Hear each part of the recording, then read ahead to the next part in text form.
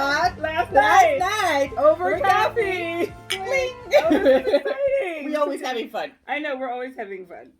It's so good to see you, Lily. Yes, it's good to get together and talk about this, Right. all this stuff, especially about last night. Last night was fun. Last night was amazing. Was one of the best meetings that I I agree with. having. I agree with that a lot. There was a lot of interaction, and I think this new adjustment that we did with the having them more involved, Right. it makes sense. Right. Because they feel involved into the conversation, to be open to ask their questions. Absolutely. Because they go home Right. with their own understanding of Right. the topic, Right, and it's right, like, right. okay, so Yes. was it clear? Yes. Because apparently asking questions is too much to us. Yes. Yes, and we're starting this new format.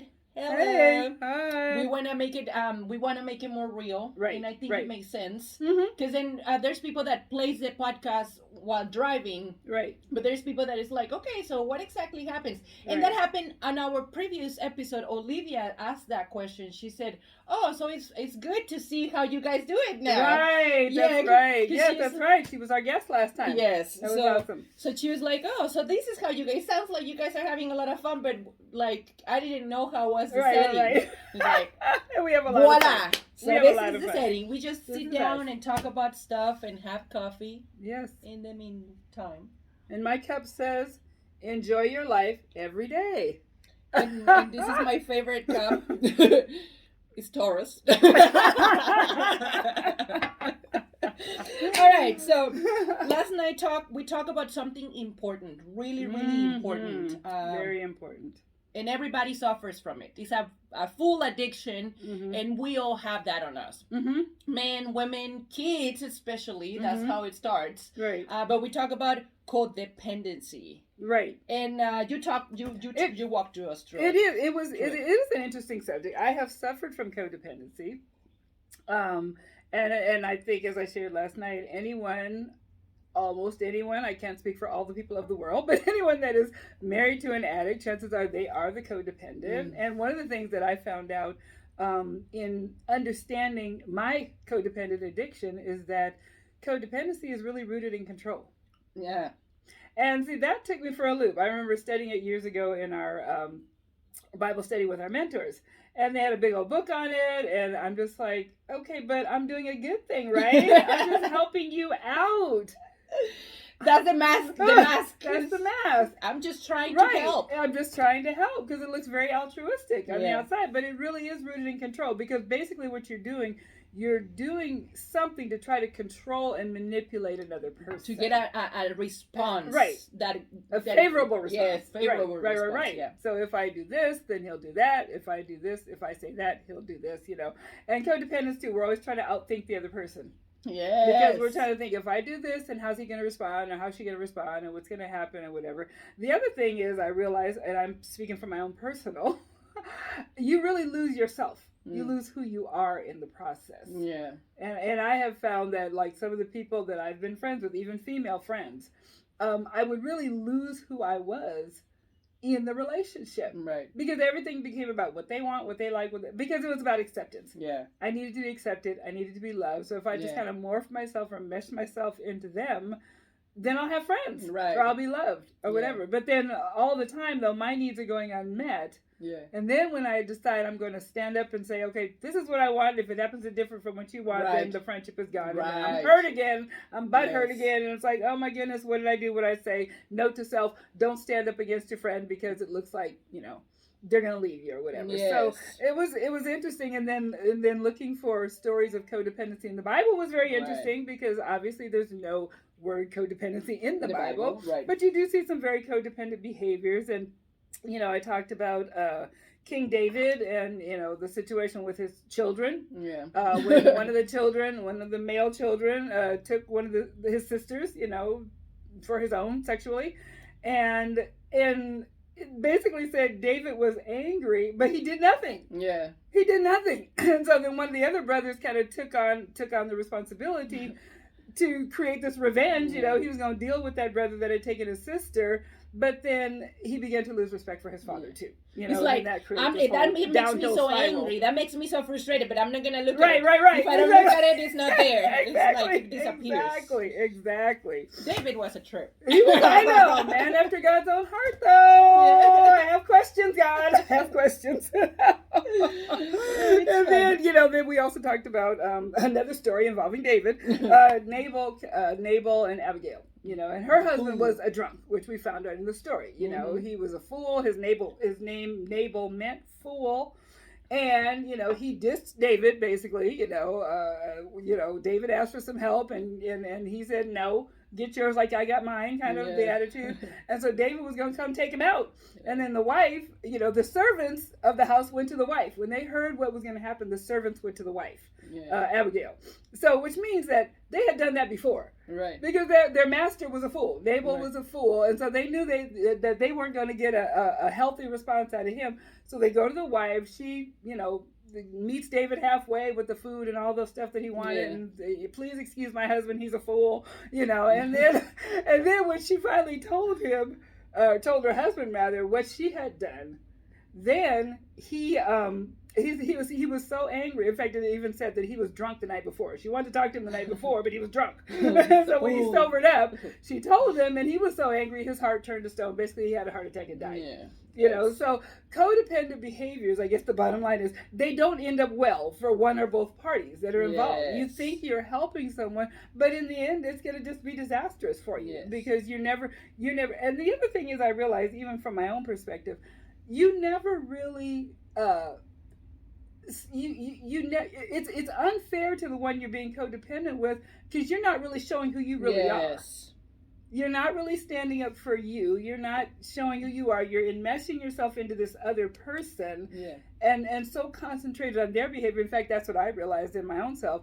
My husband was addicted to whatever, the substance, the money, the whatever, but I was addicted to fixing him. So my addiction was no better than his addiction. And in the meantime, while I'm trying to fix him, I'm not looking at me. Right. So codependency is so deep because the bottom line is you.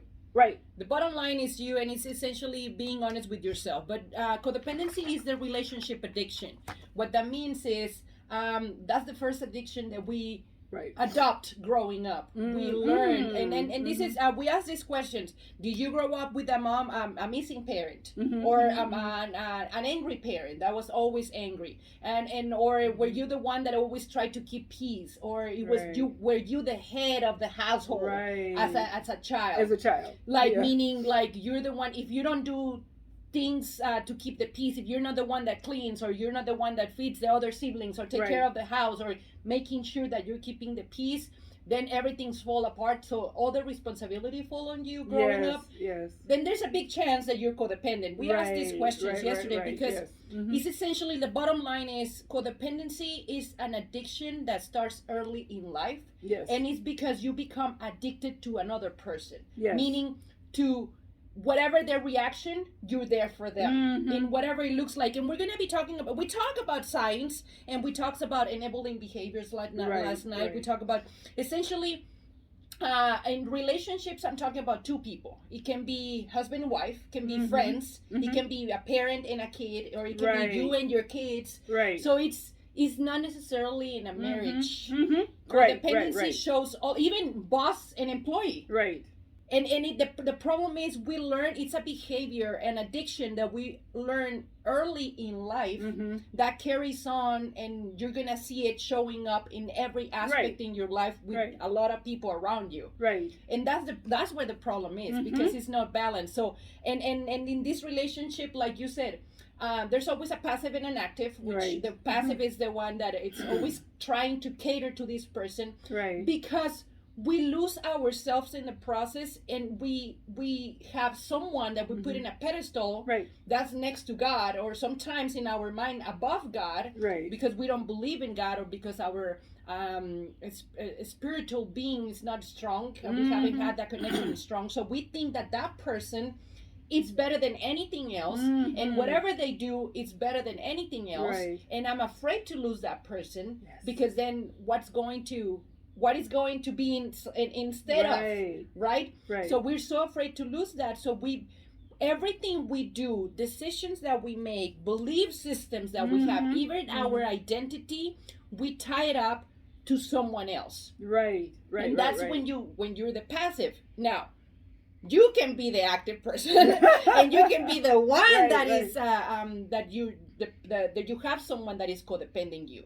So that's what you were talking about. It's important that you understand what role you play. Right. Who are you? Yes. Because you can be the one that says, oh, I'm the one that is always trying to keep the peace, or I'm the one that is doing all this. Right. You might be just narcissistic, not so much codependent. So it's to every narcissistic there's a codependent. So you have to find your place in those relationships, because regardless of what we think, there's always like that. Right. And that's interesting. You were saying about how you become very codependent, you can put that person above God. Yeah. And I see that a lot, and especially like in a lot of the couples that Mark and I have counseled. And I'm sure there are codependent men too, but I typically see it more in the wives. We tend to be more relational, but we will put our husbands above God. And I have said to some women, you have allowed him to become your God. And sometimes they get very offended, like, oh no, God is. No, but see, you're trusting him more than you're trusting God. Right. You're getting your value more out of him than you're getting out of God. Yeah. How he shows up is a reflection of you, and you're taking everything about him, and instead of looking above him and saying, okay, well, what does God say? How does God feel? Can I trust God? And so that's very deep, and it's so funny just even listening to my own personal situation. I came from a very codependent situation, and oddly enough, my husband came from a very codependent situation too, but his codependency showed up in a little different way than mine did. So we're a perfect dysfunctional match, but God is good all the time. God is good all the time. And like it shows up in all different aspects in our life, and in a marriage, it happens a lot. Like when the husband wants to jump churches. They're like, no, I don't like this church. Let's go to another church. And the wife goes with him. Even though the wife can be adapting to groups, or it can start mingling with the church. If the husband says, let's change, a lot of that happens. It comes with a lot of codependency. We don't ask questions. Right. We just go with it because my husband says so. Right. Because in our mind, we create, if he leaves, then what's going to happen with me? Right. So I have to make sure that who he is, and all his dysfunctions, we don't see him as a dysfunctions. Right. We see him as that's the way things should be. Right. And that's where the codependency is. Or the way he does things, or the way this person does things, that's the law. That's the way we need to roll. Absolutely. And so we talk about signs. Oh yeah, you got to talk about the signs. You have to go through each one of these, because I was just like, when I saw what you wrote for signs, I'm like, were you like in my head? It's so sad. I mean, it's sad in a joyful way, because I no longer show up like this. But man, when you read those, I was like, every one of those was the way I used to be. And it shows up. I'm gonna mention them, but I know that people that are gonna be listening, all 5 of you that are listening, might relate to at least one. Right. But I'm pretty sure it's gonna be more than one, for sure. And like you said, there is men that are codependent. Yeah. But maybe with their bosses, right? Maybe they just speak and choose, but that doesn't mean. And also, it's something with their birth families. Yes, that's why God tells a man to leave and cleave. That's another subject for another time. Yeah, we talk about it next time. But codependency, like I mentioned originally, it's an addiction, right? Right. And this is a lot of, so if you have some sort of addiction, which we all have, right, in some way, shape, or form. Social media can be an addiction. Shopping can be an addiction. Drinking too much coffee is an addiction. Tobacco is an addiction. Weed, alcohol, any type of drugs, any type of pills, even Tylenol. There's people, and these things that very we addictive, do consistently, it's because it helps us in some way. Right. To dorm or something, or to calm some, like even unconsciously. Even social media.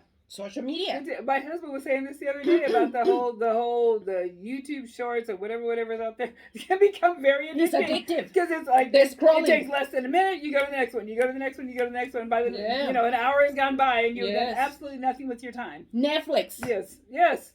Binge watching. Gossiping. They've created a name for it. Binge watching. Yes, binge watching, gossiping, eating too much, Right. or not eating at all. Right. Those are addictions that we create. But now, I said codependency, I think, is the mother of all addictions because it starts at home. Mm-hmm. Now, there's once you are not, if you are deprived from that addiction to have a relationship with someone in some way, shape, or form, or you give up that addiction, you will find another one.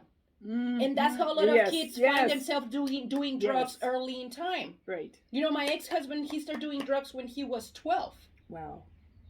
Hello. Yeah. So, and then, or people that start drinking early in time, or start doing drugs, or start eating their life away, or bulimia, anemia, all those stuff starts somewhere. But it's let's start pinpointing. It's not like I said, we talk about it about the iceberg. Right. It's just something shows up, but sometimes we don't want to look at it. That's how the Titanic went down. Exactly. I don't look at That's it. right. I don't look at it. If I don't see it, I don't look at it. But then sometimes it's just too late. Yes. And but once you get to that, when you crash, that's when we touch rock bottom and we crash like the Titanic way, and then we start looking for help.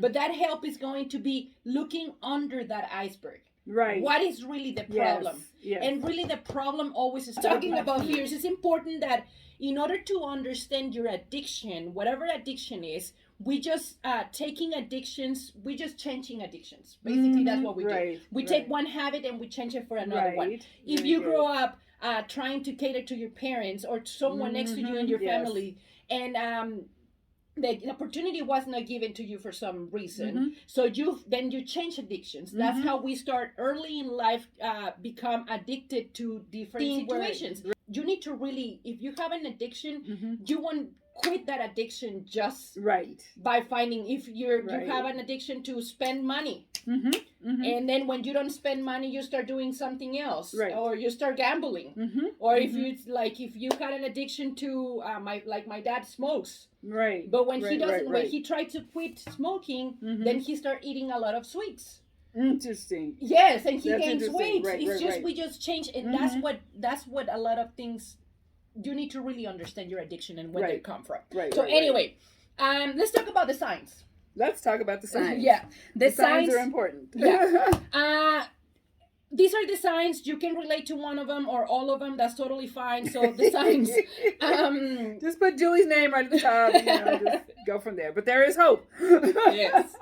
So signs. It's hard to make decisions on your own. Yes. If you're that person that you stands in the line or stands in the supermarket, should I take chocolate or should I take vanilla? Should I take strawberry? Who should I call? And then you call your husband, you call your kids, all your kids, and you're trying to make a decision, but you have to get everybody's input in it. Or you get invited to a party and you're like, should I wear this? Should I wear that? And you start calling all your friends. So what are you wearing? What are you doing? What it is? Because it's hard to make a decision. It is. And I told this quick story, not to interrupt all these different signs, but I was sharing last night at my own wedding rehearsal. The coordinator asked me something, like, I can't even remember what it was, but it's like, did you want XYZ? I look at my best friend like, I don't know, do I want that? And I remember hearing somebody in the back going, Julie, it's your wedding. So that's how bad I was. I can't even make a decision at my own wedding. Yeah. Because you want it to be, because codependency takes over. Right. And the other person is, I need to have validation from someone else because my own is not enough. Right. So it's very hard to make decisions. Also, it's very hard to identify your own feelings. Right. I always say emotions are the ones that if you go and look up Google emotions, there's gonna be a ton of emotions. Right. The problem in this is we have to learn to identify your own emotions. Right. How what the emotion is and how you feel that emotion. Right. Because the way I feel anger, you probably don't feel anger the same way. Someone shared with us last night. I got angry, I yelled, and I punched the wall because I was so angry. Right. I can relate to that. I was angry like that too.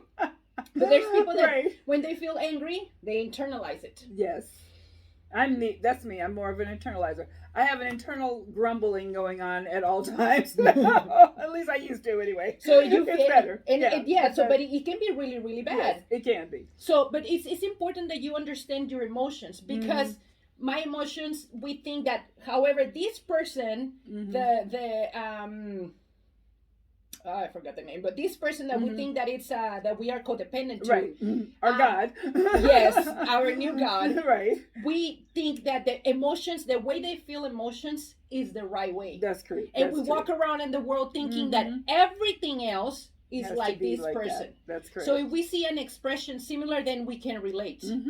And then that's how we get to another codependency relationship. That's when there's people that say, well, I got my dad, and then I got married to a guy that is like my dad. Right. And then I got divorced, and then I found another husband that is just like my dad. So and it continue repeating the same pattern, because it's in you, it's embedded in you. Right. And because that image of that person, it stays with you. So that's why you don't even able to identify your own feelings. And it's essential on the steps moving forward in codependency. You need to look into yourself first. Yes. How are you feeling? Who are you? What is your identity in God? We talk about this very often. So it's very important that you identify your own feelings. Yes, absolutely. Absolutely. But because if we do this, I was feeling some way, but I don't know what way. Oh yeah, that's the new word. Then we some kind of way. You don't even know what that means. You can't even articulate your feelings. Like you just summed it up to some kind of way. That's what's so funny. And, dealing with a lot of these young people in counseling, that comes up a lot. And they think, because I say some kind of way, that the spouse automatically is going to understand what that some kind of way is. Yes. But the truth is, they can't even put words to it. I know. So how is your spouse going to understand what you're saying, and you can't even articulate the words? So that's a very good point. Yeah, it is really, really crazy. But it's crazy because I know it, like you were saying. Right. But I was there. Right. I know how that is. Right. So it's crazy. Yes. It's crazy. It's hard to communicate in relationships. Yes. I mean, communication is not easy. No, it's not. Either outside of relationships and inside of relationships. But and it's because you don't understand yourself. So you don't know what you want to say. And then you find yourself hesitating to even articulate one sentence. Right. And it's like, I want to say something, but I don't know how to say it. And then you go around and around and around, and the other person already left. Right. They're already working, and you're like, okay, what I really want to say is, we never get to communicate properly. Right. That's interesting. Yeah. Because you don't even know what you want to say. And because all the thoughts in your mind are based on what the other person, what you were saying. Right. We create thoughts thinking what the other person is thinking. So I'm trying to make what is this person is thinking, so I can think like them. And it's so interesting. I'm just thinking as you're talking, it really begins to, that whole codependent behavior really begins to change your identity. Because this is something that used to happen a lot with my husband and I. We would go out to dinner a lot, or lunch a lot after church. Right. And he had a way of doing this, and he knew what I was. So like I said, we were kind of codependent with each other in different ways, which really generally always benefited him and not me.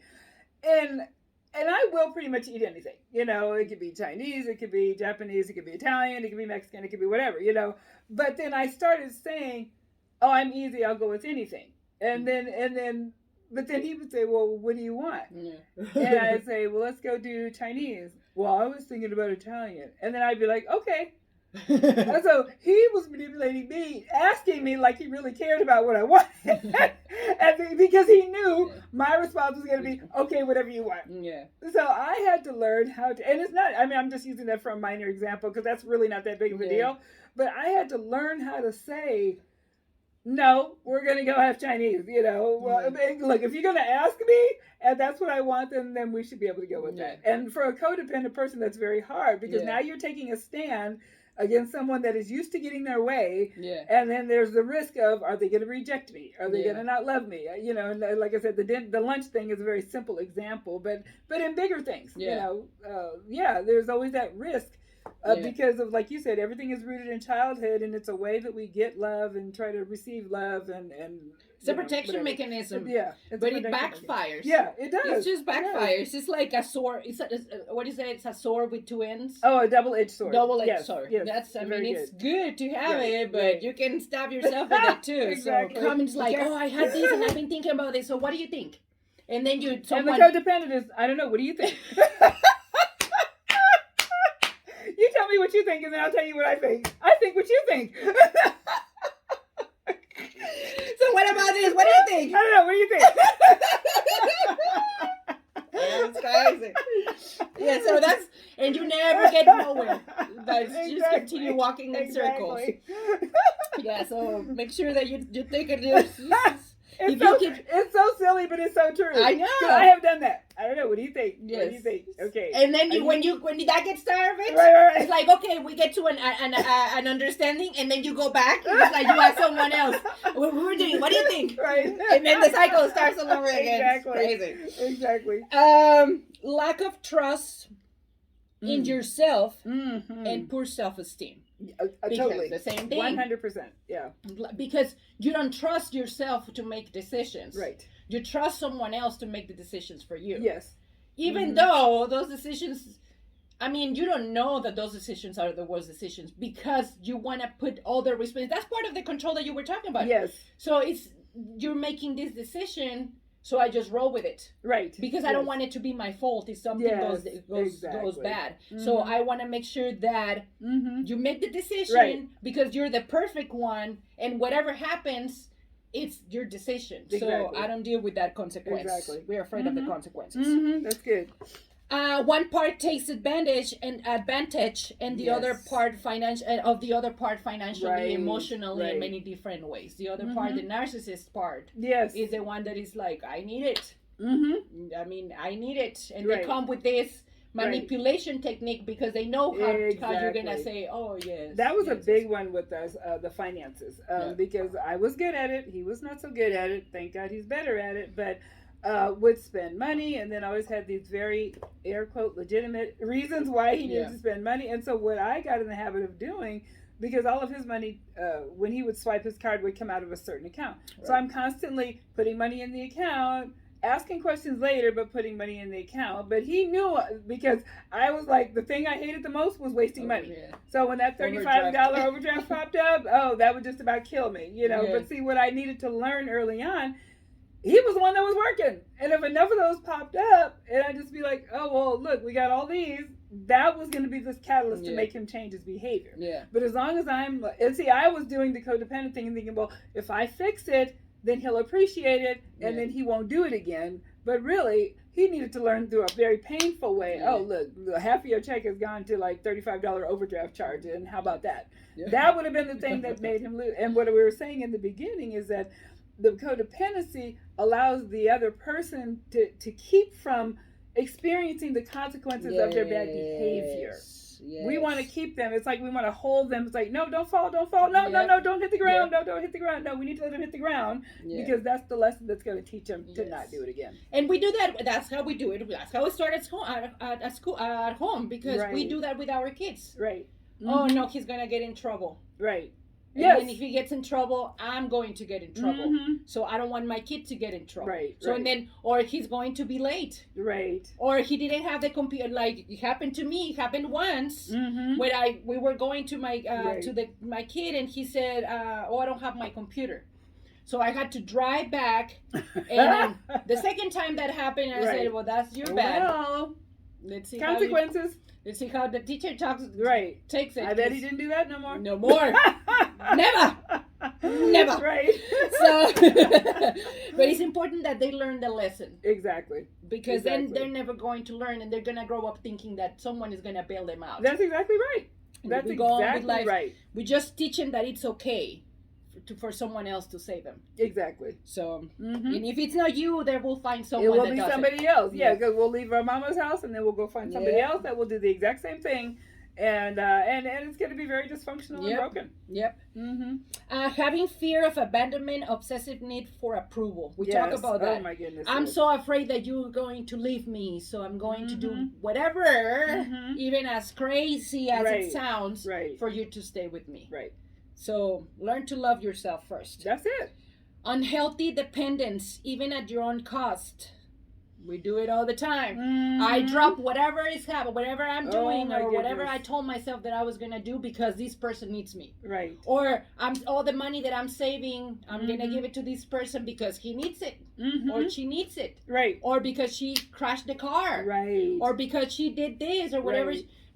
She needs it, and I put their needs ahead of your needs. Yes, on top of mine because apparently mine are not enough, not good enough. That's interesting. I experienced that a lot with some of my previous besties. So, and I just remember one night we were on the phone.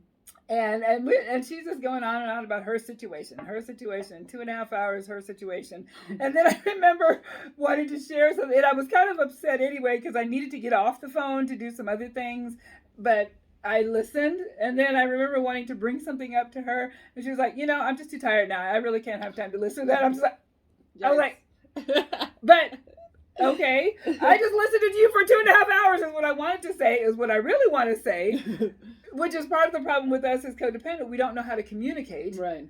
And so what I ended up kind of doing, and then that's where all this internal seething comes in. I'm not the wall punching one, but I keep it internally until it explodes and comes out.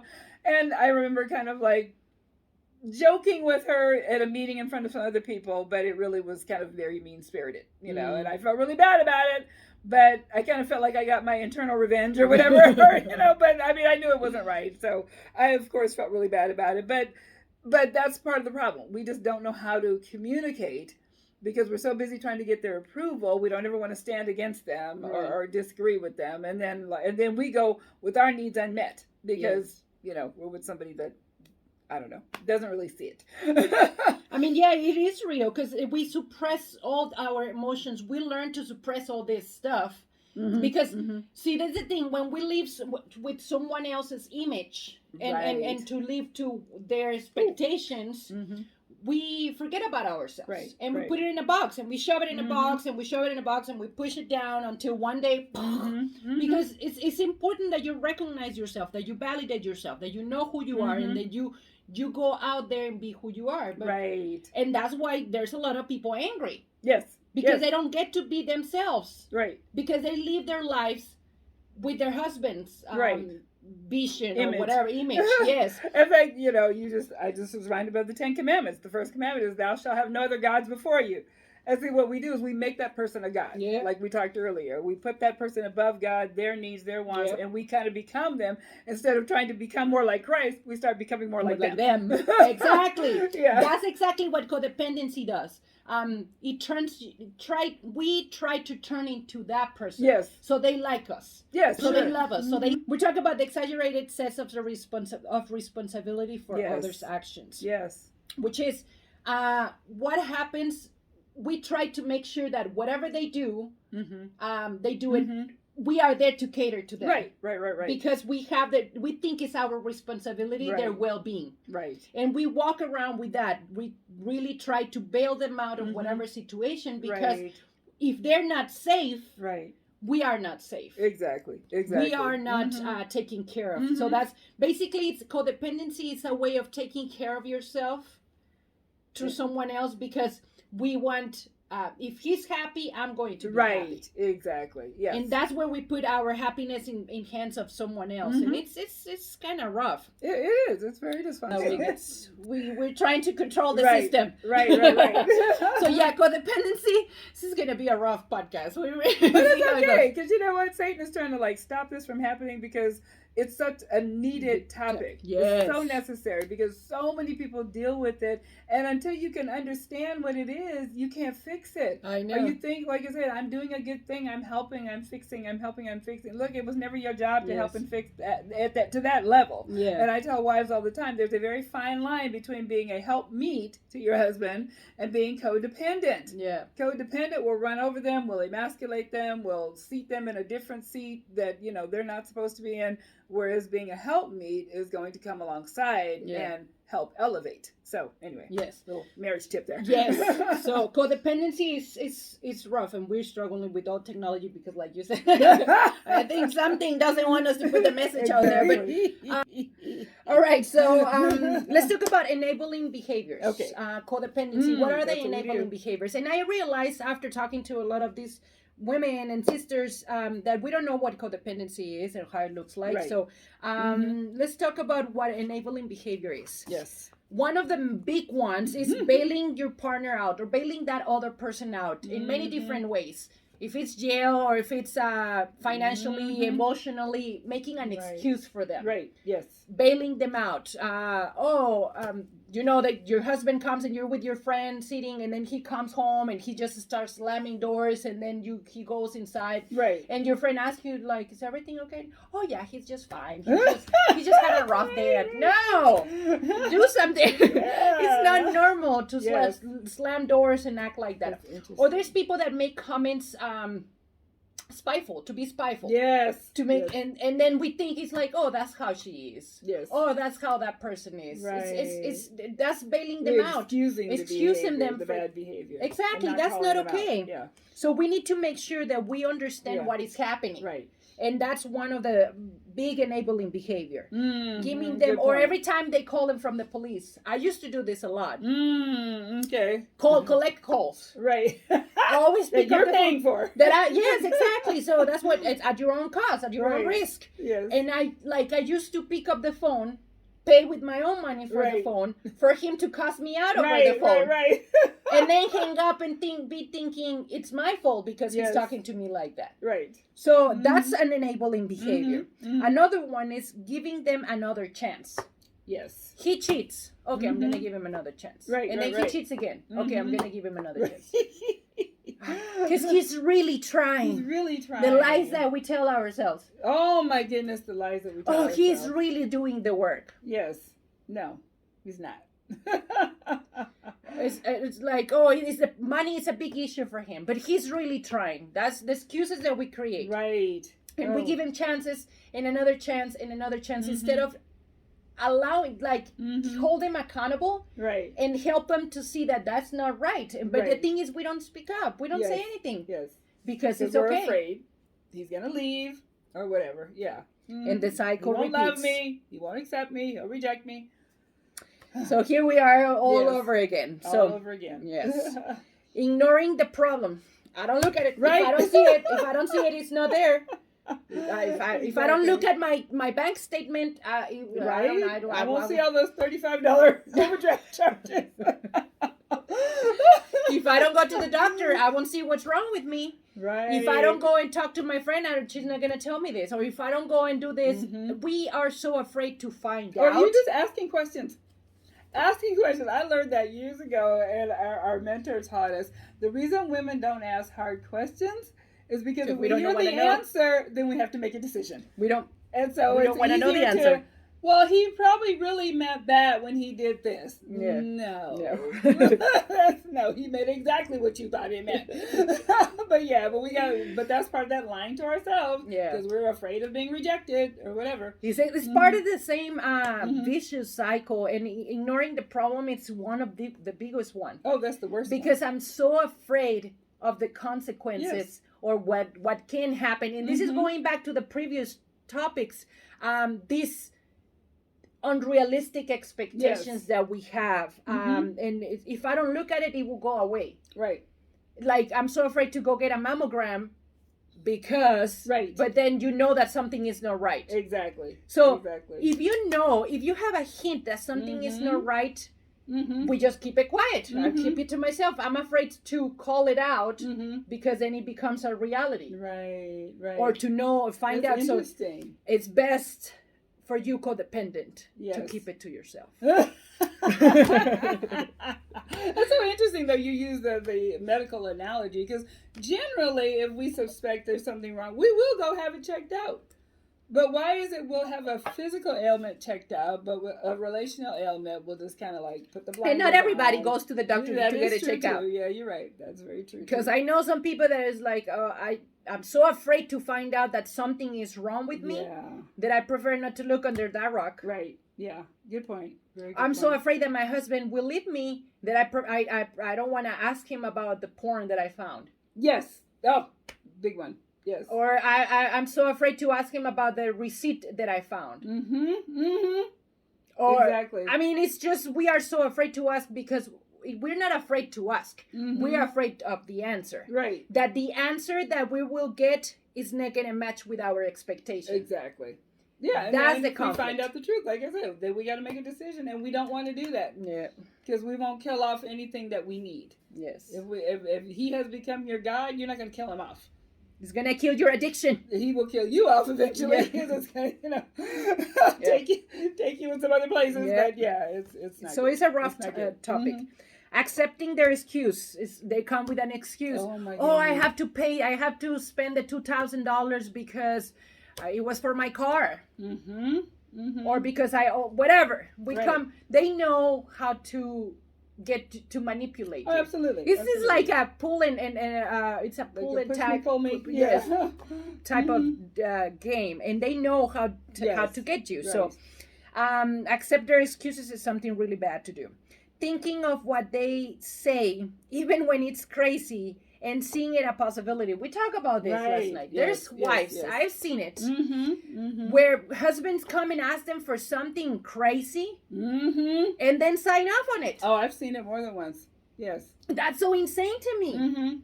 I'm like, okay, but you don't see like that as a problem? You mentioned like last night about, he wants you and he wants her too, or the side piece too, and can we all do this together? And that happens more often than you think. I know. But the thing is, see, a man in this case will only bring that to his wife or his partner if he thinks there's a possibility that she'll say yes. Yep.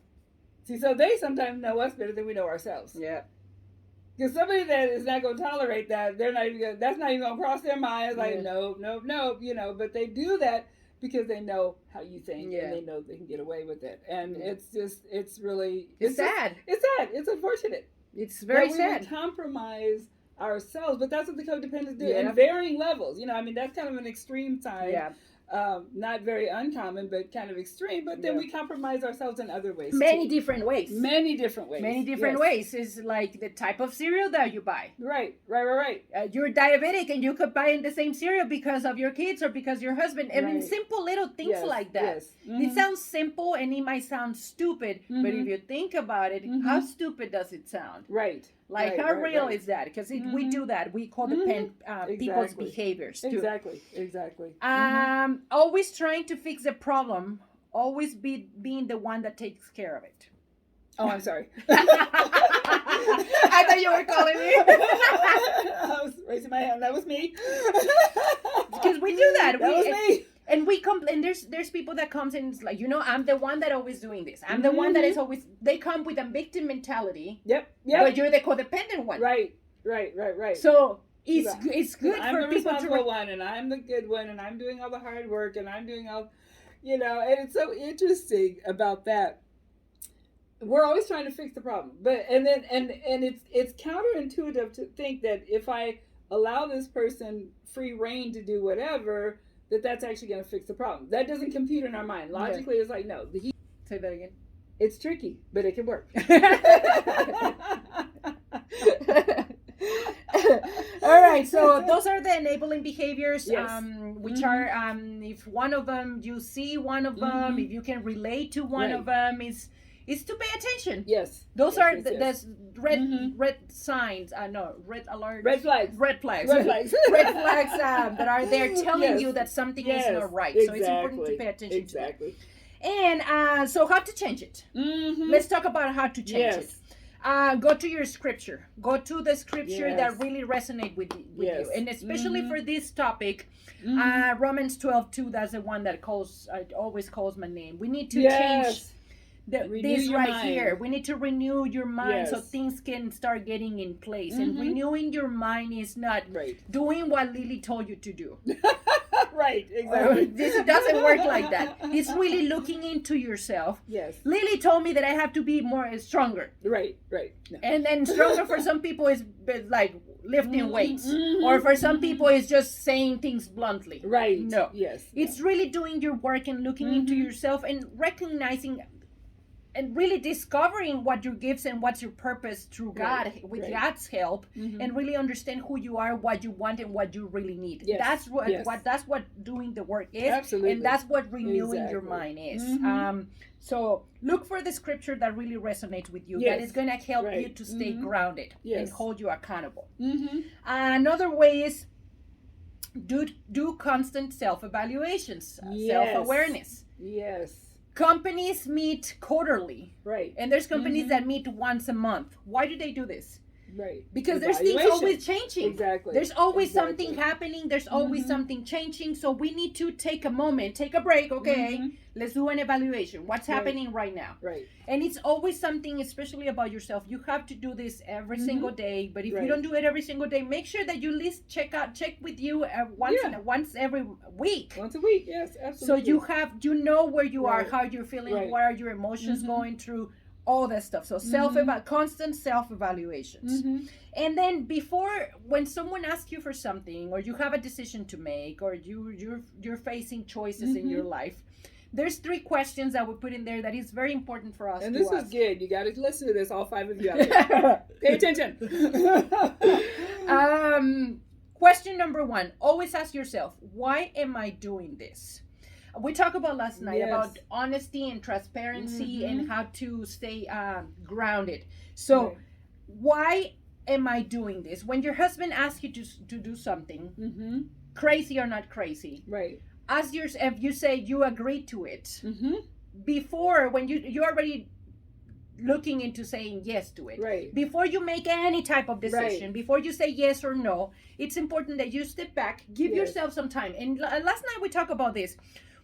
There's people that move too fast, that want to be ahead of the time and ahead of what the other person is saying. We want to be ahead. So before they ask for something, we're already trying to read minds, going ahead of time, and do it for you. Right. Because they move so fast, and their thoughts are going way too fast that they cannot take a moment to think about it. It's so hard to stop and think about it. One of the ladies shared that was like, I need to make a decision yesterday. In fact, it's so funny, and I'm not sure if it's the same lady you're talking about, but one lady, she kept saying, I'm a nice person. That's why I help people out. But it's so interesting, kind of towards the end of the meeting, I just asked her, it's like, do you feel like if you don't help, that makes you a bad person? You see, it's like the labels we put on ourselves, like the label I put on myself, like I'm just open to anything. So that would alleviate me from making a choice about dinner or lunch that would, offend you or whatever. So she said, I do feel like that. So she's put the label on herself that because I'm a nice person, I have to help every time somebody calls. And that's because we think that being nice, and we talk about it last night. It's like, okay, from now on, I'm not going to be nice to anybody. Right. No, we talk about discernment and really understanding why you're doing it. It's just that, having a clear understanding of yourself. And you can go and help people. Just make sure that you don't put yourself on the line. Because and then ask yourself, okay, why am I doing this? Okay, then you ask the following question too. What would happen if I don't do it? Or what would happen if I do it? So what are the consequences to whatever actions I'm having? So before you start making a decision, you need to really ask yourself those questions. So whatever you do, just make sure you do it by being authentic and being honest with yourself and not putting yourself in the line. So you can go and be nice if that's what you want to be. I'm not saying don't be nice. I'm saying really be honest with why you're being nice. And something you said too about, why you're doing it, going back to the first question. If somebody calls you and asks you for something, you said it's okay to just take a couple minutes and think about it, or put them on hold, or say I'll call them back, or whatever.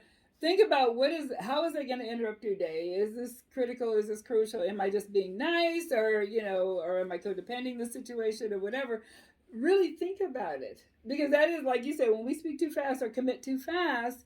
And then we've got all our stuff at home, our laundry and our homework and our dishes and our work and whatever, because we spent 3 hours running them back and forth to the airport or whatever, you know, instead of just thinking about it. And something else I realized too after listening to this one sister, the more we try to talk and rationalize with the codependent, or the it's like the more they're going to talk you into reasons why. Because he was like, because I remember she said, well, what do you think about this? Well, no, I can't do it that way because X, Y. Well, what do you think about this? So she's trying to give her all these legitimate ways to solve her problem. Yeah. But it gets down to, you're the only one that can solve my problem. So I don't care what you ask me. You're the one that has to solve the problem. Yes. Yeah. So the less time we spend talking to them, and I have felt that experience in my own family that I married into. The more you ask questions and talk, the more you realize you are the only one that can help them. So I've just had to learn how to set boundaries, and I will help where I can, and when I can't, or it's inconvenient, or it's going to take away from what I need to do, then I've learned how to say no. Set boundaries. Exactly. Yeah. Yes, it's nice to help, and it's okay to help. Actually, we should help. That's what we're doing here. Exactly. We're helping you guys, and we put our time in the line, and we put all this stuff. But we know why we're doing it. We know that it's going to help someone. There is someone out there that is looking for this message, and it's a lot of people that is needing this message. Yes. So, but that has to be a two-parter. So it's just we're not saying don't be nice. Yes. Analyze why you're doing what you're doing, the motivation, and before the motivation that you have to do what you're about to do, and then just being that honesty, let it kick in, and really give yourself, like you were saying. If your boss calls you, bosses are meant to ask you for command. Yes. That's what they do. They're going to command. But we think that because it's the boss, I have to answer there and there. Exactly. No, I learned through my bosses and in a very cutthroat business in which, no, I have to myself okay, well, I cannot make a decision right now. Can I call? Can you give me 2 minutes to call? Can you give me 5 minutes to talk? And he understood that. You know, right now I'm driving. I just need to give you the right answer. Yes. Can I call you back in 5 minutes? Exactly. And then he said, oh no, he can push back and say, if it's a full narcissistic, he can go and say, no, I need an answer right now because I understand you need an answer right now. Right. You have to validate them because you understand at the same time, you understand that I'm going through something too and I need 2 minutes. Exactly. 2 minutes is not going to save your life. Exactly. So give me 2 minutes and I'll call you back. And that's how you give yourself a moment to go to ask yourself these questions. Why am I doing this? What would happen if I don't do it or if I do it? What am I getting out of this? Yeah, that's a big one. What am I getting out of this? So my boss is asking me to do work extra hours. What am I getting out of this? Okay, well, I'm going to have to move my agenda, whatever I had to do.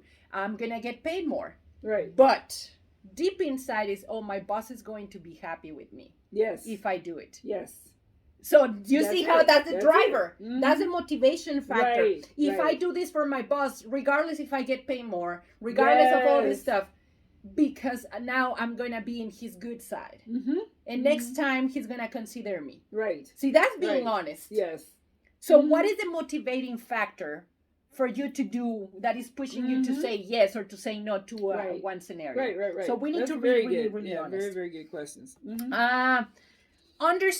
have to understand your needs and the other person's needs. Communication. Yes. We have to learn, okay, so what I hear you saying is that you want me to drive you around. What you really need is a transportation. Right. So the want is you want me to come and drive you around. Yes. The need that you have is you need just transportation. Yes. Well, that can be fixed. Right. You don't need me. Call Uber. Yes.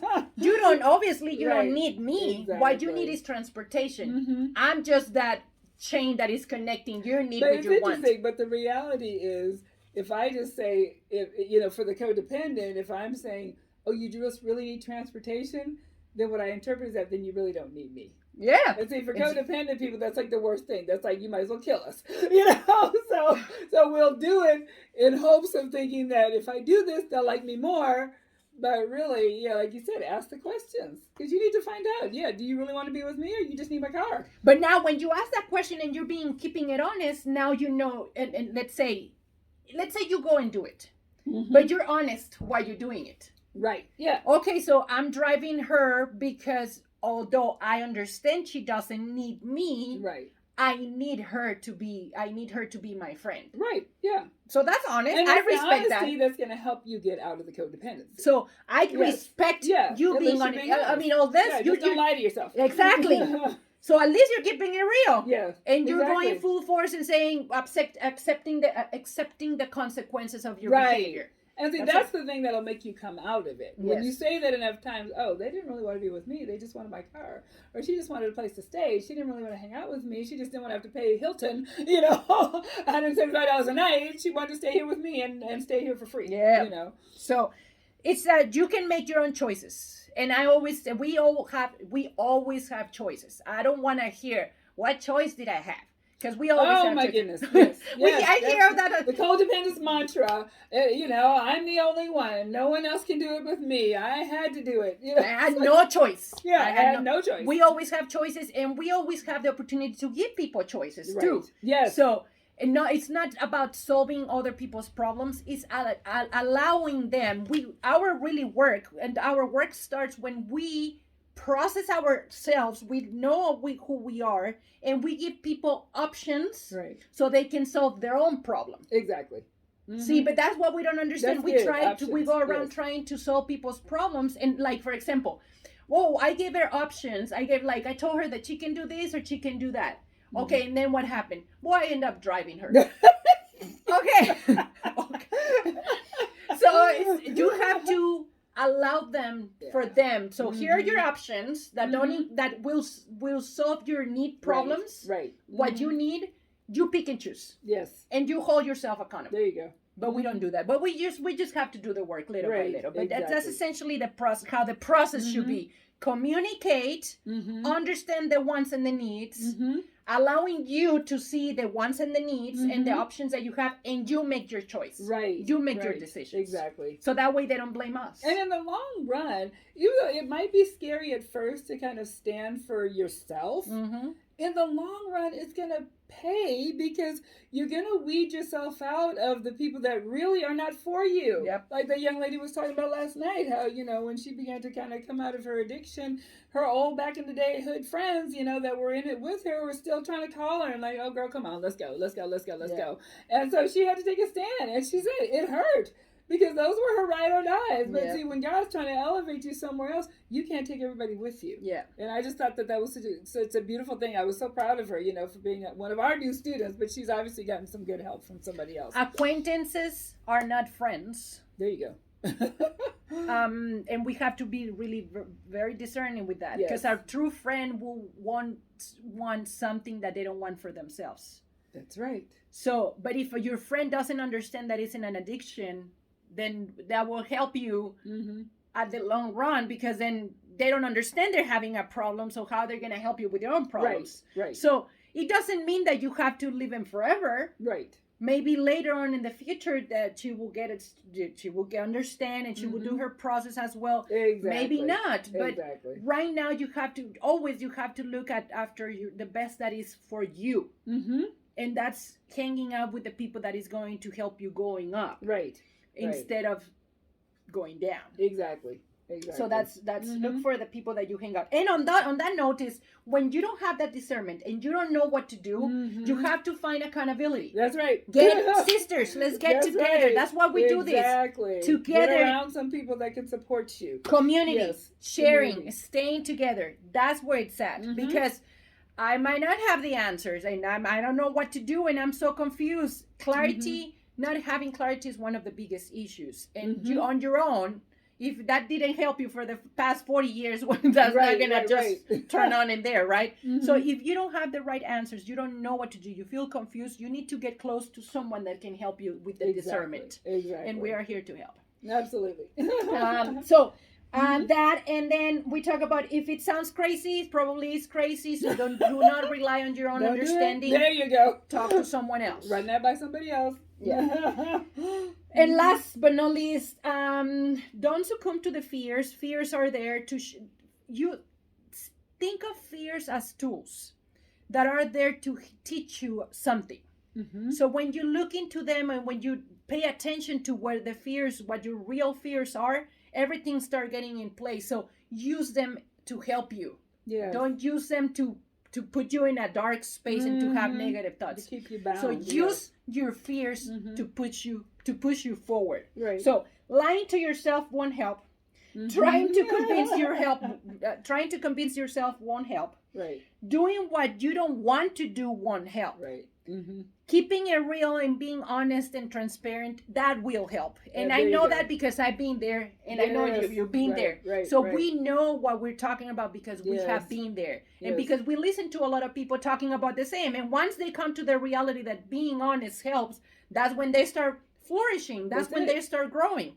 That's what it's all about. So, and growth is sometimes it's not the way we want it to be, but the way we need it to be. Yes. So we think that grow is, I'm going to have my husband and my family and everything. Sometimes we're not things change. Meant to, Sometimes that friend that it was your ride or die, you saw your future with that friend always next to you. Probably that was not the plan at that moment. So it's important that you happiness and joy is not all the time the way we want it to be. That's true. But it will always be the way it needs to be. The way that God wants it to be for us. Exactly. And that's the best way. Always the best way. Yeah. So just keep your mind open, your heart open, being honest with yourself. Being honest. That's the main Stay thing. in community with the right people. Yes. And listen to your fears. What are they telling you? And then a lot of things are going to start coming out. Right. So this has been awesome. Yes. 15 hours later, we did it. And this is going to be the best one yet because Satan was trying so hard to not let us record this video. Amen to that. So we thank all you 5 of you for listening to it. Please pass it on to 5 more people. And we'll look forward to seeing you next week. Are you doing your Monday night YouTube? Yes. Yeah, we're going to be doing live YouTube in English. Take yourself seriously.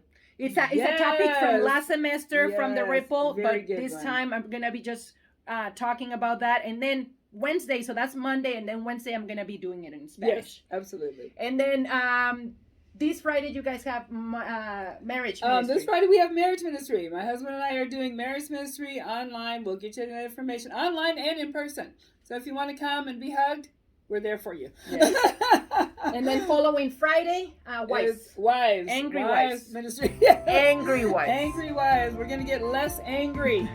Yes, or so more. Important. Or more angry. It might make you more angry before you get less angry, but it's all good in the hood. Part of the process. All right. I have fun. It's been awesome. High five. Great job. Love you guys. Mean it. And more importantly, God loves you too. Share the love. Share the love.